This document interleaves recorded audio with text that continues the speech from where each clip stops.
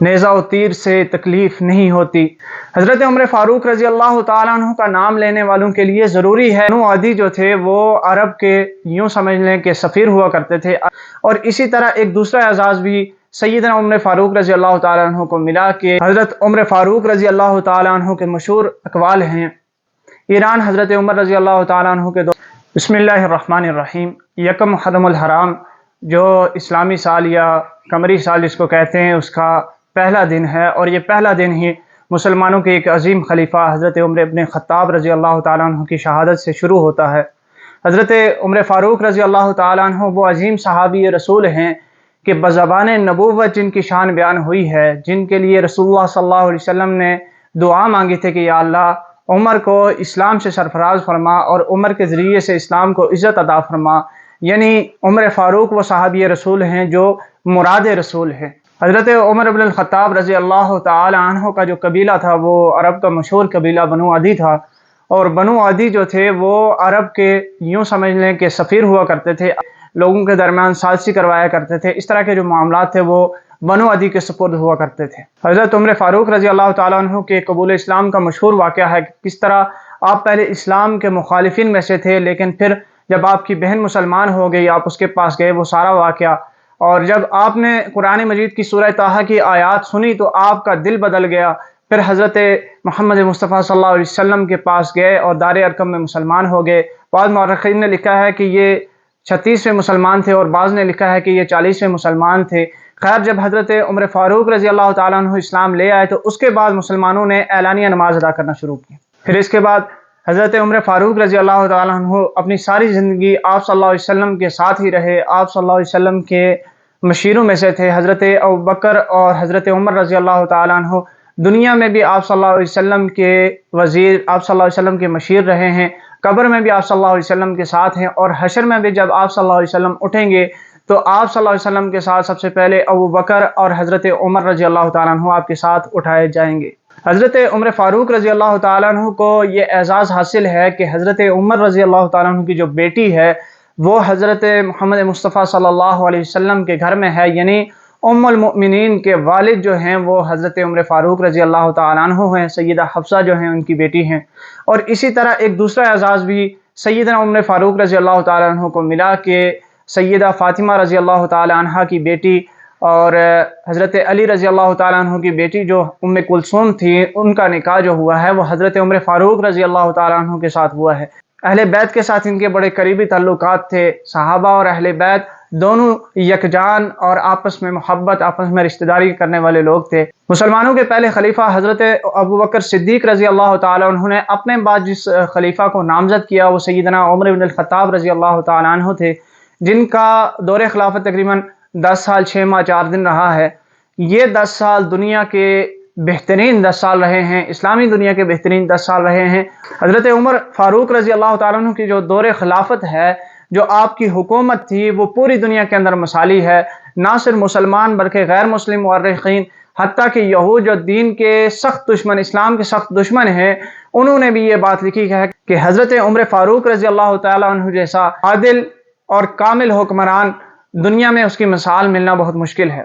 और इसके साथ जो हिंदू इस्लाम के बदतरीन दुश्मन हैं वो भी हज़रत उमर फ़ारूक रज़ी अल्लाह ताला अन्हु की मिसालें देते हैं। हज़रत उमर फ़ारूक रज़ी अल्लाह ताला अन्हु की हुकूमत की मिसालें देते नज़र आते। अपने दौरे हुकूमत में तकरीबन 45 से ज़ायद इदारे, महकमे और शोबाजात कायम किए। आज भी दुनिया में बहुत सारे ऐसे इदारे, महकमे हैं जो उन्हीं उसूलों की बुनियादों पर चल रहे हैं कि जिनको सबसे पहले हज़रत उमर फ़ारूक रज़ी अल्लाह ताला अन्हु कायम किया था। हज़रत उमर फ़ारूक रज़ी अल्लाह ताला अन्हु का दौर जो था वो जिहाद का दौर था, फतूहात का दौर था। हज़रत उमर फ़ारूक रज़ी अल्लाह ताला अन्हु ने सैकड़ों के हिसाब से शहरों को फ़तह किया, बहुत सारे ममालिक को फ़तह किया। हत्ता कि उस दौर के अंदर सबसे बड़ी जो सुपर पावर शुमार होती थी कैसर और किसरा, हज़रत उमर फ़ारूक रज़ी अल्लाह ताला अन्हु ने ईरान हज़रत उमर रज़ी अल्लाह ताला अन्हु के दौर में फ़तह हुआ, मदाइन फ़तह हुआ। इसी तरह मिस्र हज़रत उमर रज़ी अल्लाह ताला अन्हु के दौर में फ़तह हुआ। शाम हज़रत उमर फ़ारूक रज़ी अल्लाह ताला अन्हु के दौर में फ़तह हुआ।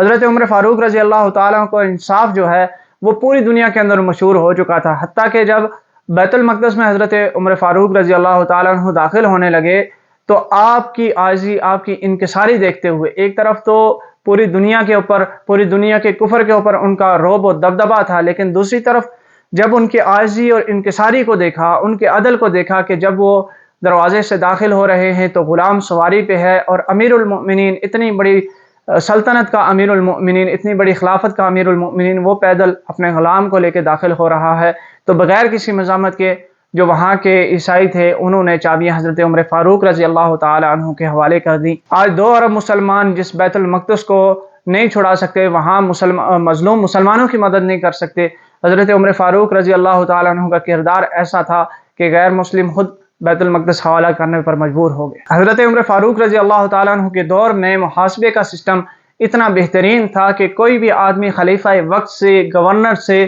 سریعام سوال کیا کرتا تھا کہ آپ نے فلاں موقع پر فلاں کام کیوں کیا۔ اپنے حکمران کا احتساب عوام کیا کرتی تھی، یوں عدل کا نظام ہوا کرتا۔ حضرت عمر فاروق رضی اللہ تعالیٰ عنہ کے دور میں مسلمان تو دور، کسی غیر مسلم کے اوپر بھی ظلم کرنے کا تصور نہیں تھا۔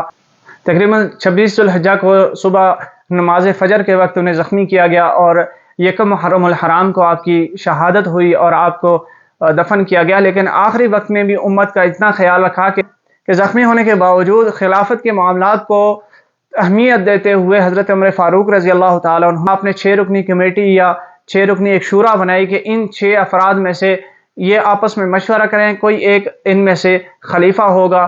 حضرت عمر فاروق رضی اللہ تعالیٰ عنہ کا نام لینے والوں کے لیے ضروری ہے کہ اس نظام کے لیے بھی جدوجہد کریں کہ جو نظام حضرت عمر فاروق رضی اللہ تعالیٰ عنہ نے قائم کیا تھا۔ حضرت عمر فاروق رضی اللہ تعالیٰ عنہ کے مشہور اقوال ہیں کہ محاسبہ کرو اس سے پہلے کہ تمہارا محاسبہ کیا جائے، اور حضرت عمر فاروق رضی اللہ تعالیٰ عنہ فرمایا کرتے تھے کہ جب کوئی قوم کسی برائی کو برائی نہ سمجھے، کسی گناہ کو برائی نہ سمجھے، وہ قوم ہلاک ہو جاتی ہے۔ اور اسی طرح یہ بھی فرمایا کہ ہم وہ قوم ہیں جنہیں اللہ رب العزت نے عزت دی ہے اس اسلام کی وجہ سے، اس اسلام کے رستے پہ۔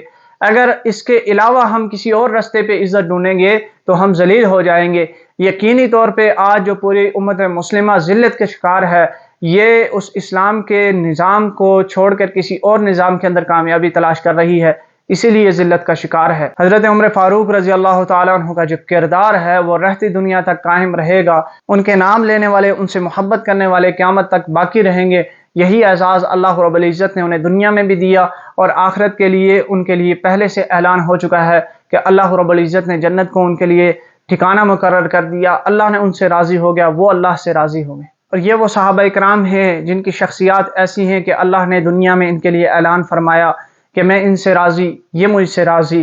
جب اللہ ان سے راضی ہے، وہ خدا سے راضی ہیں، تو پھر کسی کو حق نہیں پہنچتا کہ وہ مراد رسول اور انتخاب خداوندی کے اوپر انگلی اٹھا سکے۔ نیزہ و تیر سے تکلیف نہیں ہوتی، نیزہ و تیر سے تکلیف نہیں ہوتی، حرف تکفیر سے تکلیف نہیں ہوتی، اس میں فاروق سے کٹتا ہے کلیجہ ان کا جن کو زنجیر سے تکلیف نہیں ہوتی۔ جزاکم اللہ خیر۔